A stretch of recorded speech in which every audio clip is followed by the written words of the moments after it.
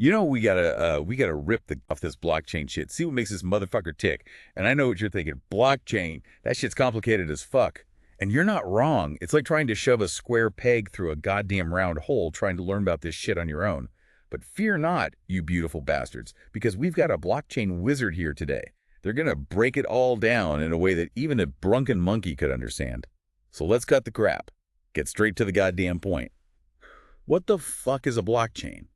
Explain it like you're talking to a 5-year-old who just snorted a line of pixie sticks. Okay, imagine a giant spreadsheet. It keeps track of every transaction ever made. Except this spreadsheet isn't stored in one place. It's spread out across a whole network of computers, like a digital hive mind. A hive mind, huh? Yeah. This spreadsheet is made up of blocks, which are like pages in the spreadsheet. And each block is linked to the one before it using cryptography. Ah, cryptography, my favorite. It's some pretty crazy math voodoo, but basically, once a block is added to the chain, it's basically set in stone.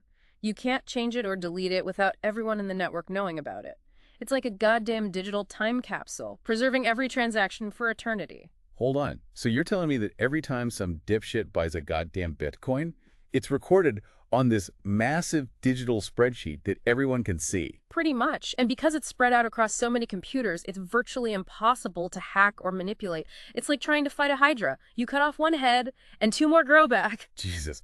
Okay, so this blockchain thing, it's basically like a digital fortress for information. Exactly. It's secure, transparent, and tamper-proof. But hold the fuck up. We've got public, private, hybrid, side chains, consortium, blockchains. It's like trying to pick a goddamn flavor at a Baskin-Robbins with 31 different types of bullshit. Can we break down these blockchain flavors? Tell me why the fuck I should give a shit. All right, let's start with public blockchains. These are the wild west of the blockchain world. Anyone can join, anyone can participate. Everything is out in the open.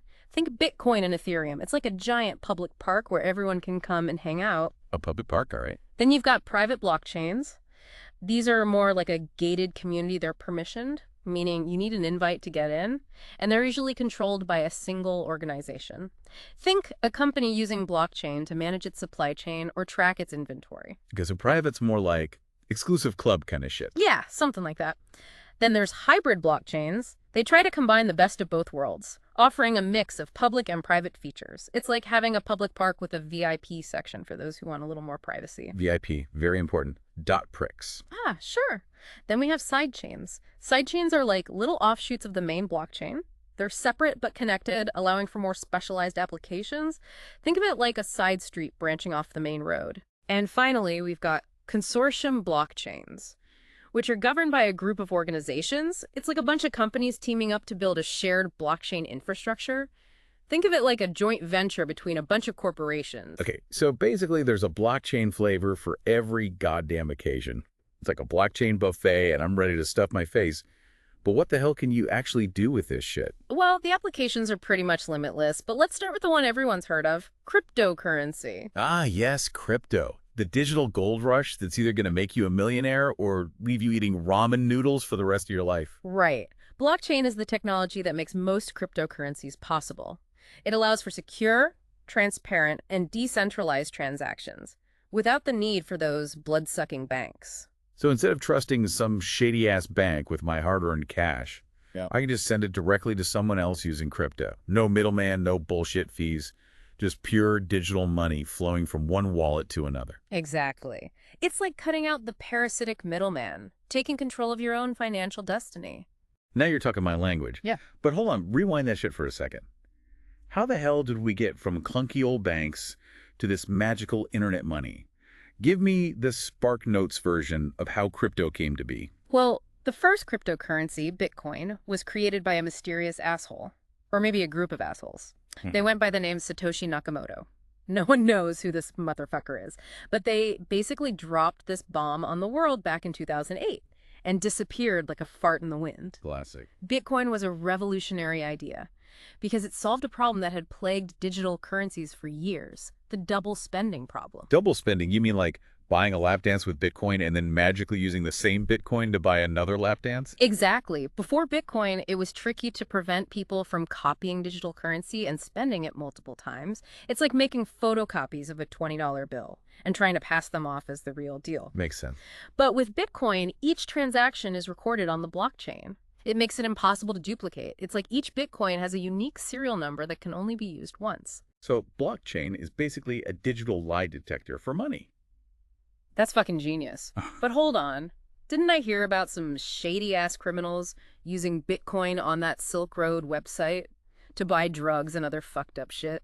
Doesn't that kind of blow a hole in this whole secure and transparent thing? Yeah, the Silk Road was a wild time. It was an online black market. People bought and sold all sorts of illegal crap using Bitcoin. But here's the thing. Even though transactions on the blockchain can be pseudonymous, meaning they're not directly linked to your real identity, they're still traceable. Oh, really? Yeah. The feds eventually shut down Silk Road and tracked down some of those Bitcoin transactions, proving that even criminals can't hide from the all-seeing eye of the blockchain. It's like a digital fingerprint. Even if you try to hide your identity, the blockchain will eventually rat you out. Exactly. It's like leaving your DNA at a crime scene. You might think you're being sneaky, but the evidence is there for anyone with the right tools to find.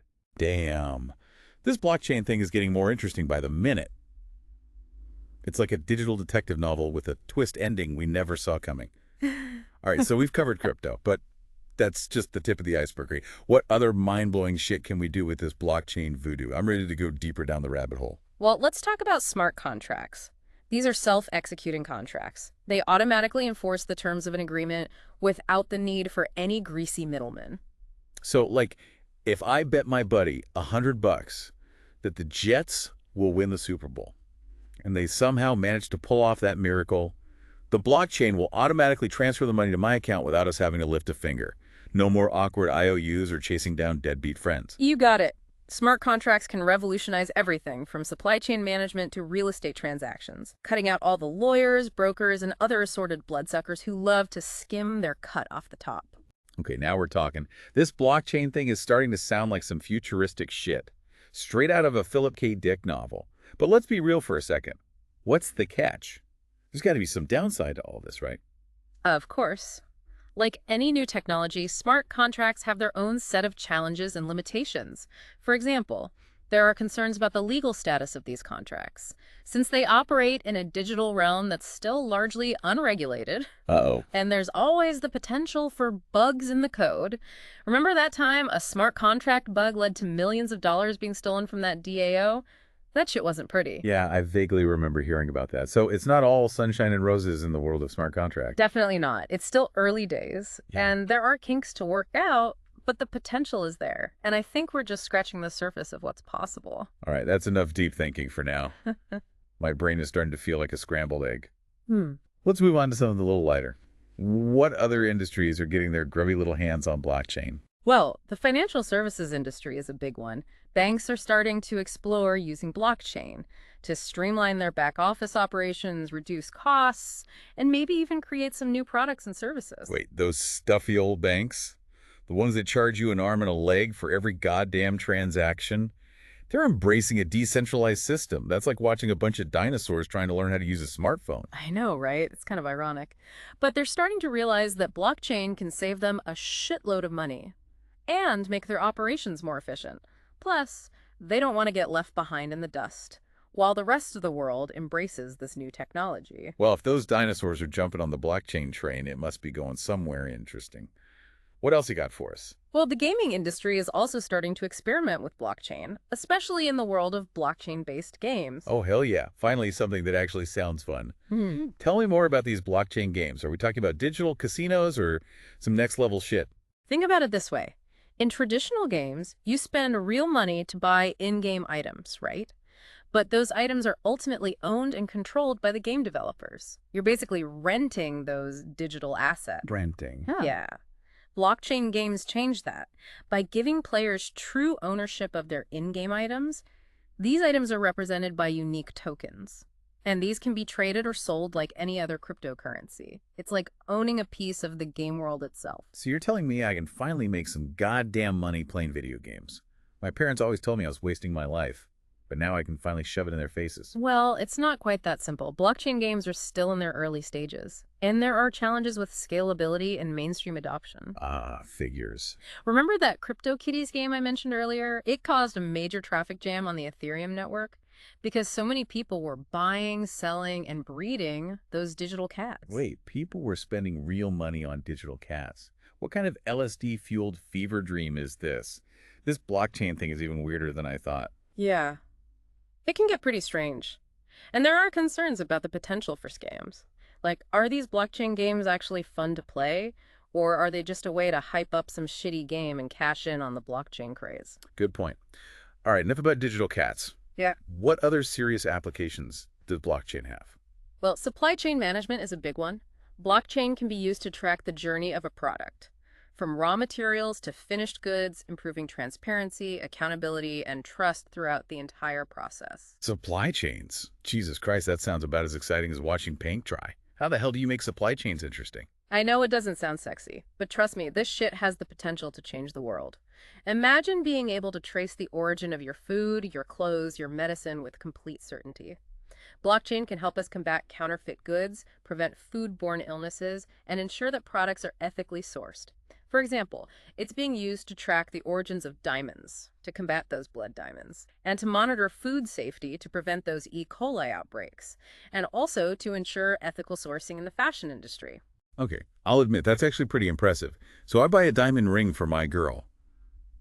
I can be sure it wasn't mined by some poor kid in a war-torn country. Exactly. Blockchain can help create a more ethical and transparent global supply chain. Damn, this blockchain thing is like a digital Swiss Army knife. It can do it all. What other tricks does it have up its sleeve? Well, there's also the potential for blockchain to disrupt the domain name system. Domain names? You mean like .com and .net? How can you mess with something as fundamental as that? With blockchain, you can create decentralized domain names. These are resistant to censorship and control. This means that websites and online content can't be easily taken down by governments or other powerful entities. So you're telling me I could set up my own website with a .bullshit domain name and no one could touch it? Now that's what I call freedom of speech. Well, it's not quite that simple, but the potential for a more decentralized and censorship-resistant internet is definitely there. All right, this is all pretty mind-blowing, but I gotta ask. Yeah. Is there anything that blockchain can't do? Well, there are still some technical hurdles to overcome. One of the biggest challenges is blockchain interoperability. This means getting different blockchains to talk to each other. Right now, it's like a bunch of isolated islands, each with its own rules and protocols. Yeah, that sounds like a pain in the ass. Yeah. Imagine trying to send a text message from your iPhone to an Android phone back in the dark ages. Exactly. But if we can solve the interoperability problem, the possibilities for blockchain become even more limitless.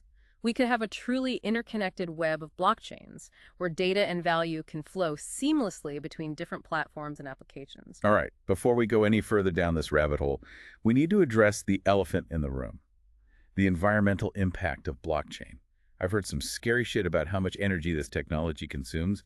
What's the deal with that? Are we going to fry the planet just so we can buy digital cats and trade virtual diamonds? That's a valid concern, and it's something that the blockchain community is actively working to address. The high energy consumption is mainly tied to proof-of-work blockchains, like Bitcoin. This is the process where miners use massive amounts of computing power to solve complex mathematical problems, to validate transactions and secure the network. So basically, it's a giant energy-sucking, dick-measuring contest to see who can solve a math problem first. Sounds like a total waste of electricity to me. Could we be using that energy to power homes? Or, I don't know, cure cancer? You're not wrong. But the good news is that there are more energy-efficient alternatives, like proof-of-stake blockchains. Instead of relying on brute force computing power, proof-of-stake systems choose validators based on how much cryptocurrency they hold. It's a much more sustainable approach. That significantly reduces energy consumption, and many newer blockchains are being built on this model from the ground up. Okay, that's good to hear. So we're not all doomed to a fiery blockchain-induced apocalypse. Not necessarily, but it's important to be aware of the environmental impact and support the development of more sustainable blockchain solutions. This is a conversation that's just getting started, and we need to keep pushing for innovation and responsibility in this space. Word. Yeah. So we've covered cryptocurrencies and smart contracts and even, touched on the implications for global supply chains, but Honestly, we're just scratching the surface of what this tech can do. Yeah, my brain's already half fried just trying to keep up with all this shit. But hit me with some more of that blockchain wisdom. What other crazy shit are people cooking up with this tech? Well, there's this whole movement brewing to build a decentralized internet, often called Web3. Web 3. Sounds like some Matrix shit where we're all jacked into a computer and living in a digital dream world. It's not that far off, actually. Web3 is about using blockchain to create a more open, decentralized, and user-controlled internet, a place where we're not at the mercy of those data-hungry tech giants like Google and Facebook. So no more targeted ads following me around the internet trying to sell me shit I don't need, and no more algorithms deciding what I see in my newsfeed. Sign me the fuck up. That's the vision. Web3 is still in its infancy, but there are already tons of exciting projects popping up. We're talking decentralized social media platforms, file storage systems that put you in control, and even web browsers that aren't owned by some faceless corporation. Hold on, so I could be shit-talking my ex on some decentralized social media platform where they can't censor me, and I could be storing all my embarrassing selfies on a blockchain where no one can snoop on them. Potentially. Yeah, Web3 is all about putting the power back in the hands of the users, giving us control over our data and our online experience. All right, that's some next-level shit right there. Right. This whole blockchain thing is starting to sound like something out of a cyberpunk novel. But before we go full-on digital anarchist, let's back up a second. What about the security risks? I've heard some horror stories about people getting their crypto wallets hacked and losing their digital fortunes. Yeah, security is a valid concern. While blockchain itself is incredibly secure, there are still vulnerabilities that hackers and scammers can exploit. Okay, so what kind of shady shit do we need to watch out for? Are we talking about digital bank robbers or some other type of cyber criminal mastermind? There are a few things to be aware of. One is the risk of what's called a 51% attack. This is where a single entity manages to gain control of more than half of the network's computing power. A 51% attack. Sounds like some kind of digital coup d'etat. What the hell would happen if someone managed to pull that off? They could potentially double spend coins, manipulate transactions, or even halt the entire blockchain. It's not something that happens often, especially on large, decentralized networks like Bitcoin, but it's a risk that's worth considering. So how the fuck do we prevent these 51% attacks from happening? It all comes down to decentralization. The more spread out and diverse the network is, the harder it is for any one entity to gain control. That's why those public blockchains with their vast armies of miners are generally considered more secure than private blockchains. So it's like a digital democracy. The more people involved, the harder it is to rig this system. Exactly. It's the power of the crowd, but in a digital context. All right, that makes sense. But what about all those other scams I hear about, like phishing attacks and rug pulls? Yeah, those are definitely threats you need to be aware of, but they're not specific to blockchain phishing attacks are all about tricking people into giving up their private keys or other sensitive information. It's like those emails you get claiming you've won the lottery, but they just want to steal your bank details. Those are the worst. Yeah. Yeah. And rug pulls are more common in the cryptocurrency world. It's basically a pump and dump scheme where the creators of a new coin artificially inflate the price, get a bunch of suckers to buy in, and then disappear with all the money. So it's the same old scams, just dressed up in fancy new blockchain clothing. Pretty much. That's why it's so important to do your research, be skeptical, and never invest more than you can afford to lose. Words to live by in this wild west of digital finance. Wow. All right, we've covered a shitload of ground here, but I'm sure we've only scratched the surface. Before we wrap this up, what else do our listeners need to know about this blockchain revolution? I think the most important thing to remember is that blockchain is still a relatively new technology. It's evolving rapidly, and there are still a lot of unknowns. Think about the early days of the internet. No one could have predicted how it would transform our lives. So you're saying we're in the Wild West, days of blockchain, anything could happen, and the only guarantee is that it's going to be a wild ride. Exactly. We're at the beginning of a new technological era. There will be bumps along the road, but the potential is immense. Right. You've officially sold me. I'm ready to hop on this blockchain bandwagon and see where it takes me.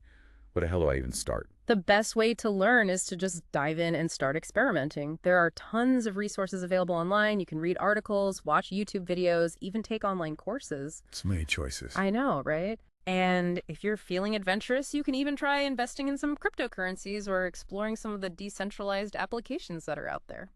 Right, you heard here first, folks. The future is decentralized, transparent, and powered by this blockchain voodoo. Get on board. or get left behind eating dust. I don't know about you, but all this blockchain talk has made me thirsty as hell. We're going to take a quick break to refill our glasses. When we get back, we'll wrap up this epic blockchain saga and leave you with some final thoughts to chew on. Stay tuned, you beautiful bastards.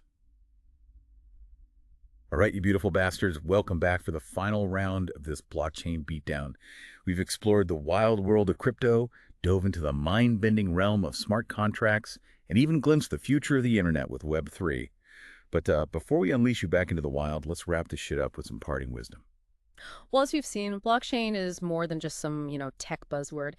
It's a powerful tool that can disrupt industries, empower individuals, and maybe even change the goddamn world. Yeah, it's been a wild ride, from digital cats to decentralized finance.